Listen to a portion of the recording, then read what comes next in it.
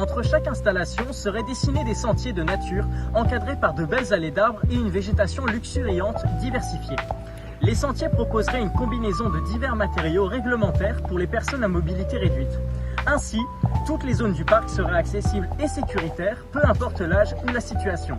Des stations de déchets, ordures, recyclage et compost, et des bancs de fontaines seraient intégrés à travers le parc. Afin de répondre aux enjeux de sensibilisation à l'éco-responsabilité des communautés, un jardin collectif très spacieux serait construit.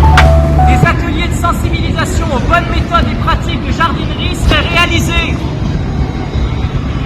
Le point d'eau imaginé permettra à tous, résidents comme visiteurs, en famille ou seuls, de profiter d'un écosystème intéressant.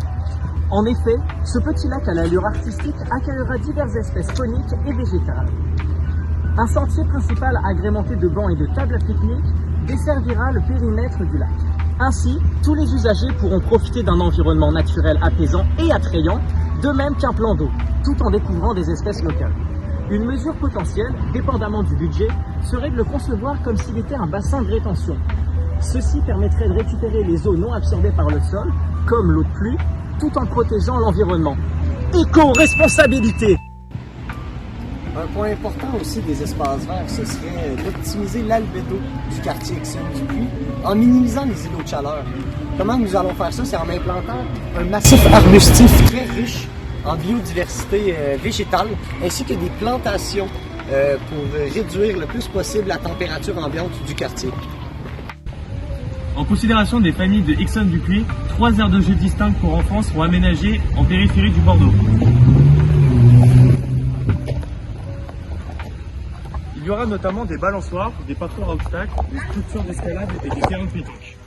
Il est à noter qu'une des aires serait intergénérationnelle afin de proposer un lieu de rencontre pour la communauté, comme par exemple des espaces pour les barbecues. Des bancs, des tables et des espaces ombragés seraient conçus pour assurer aux parents une visibilité constante sur leur enfant.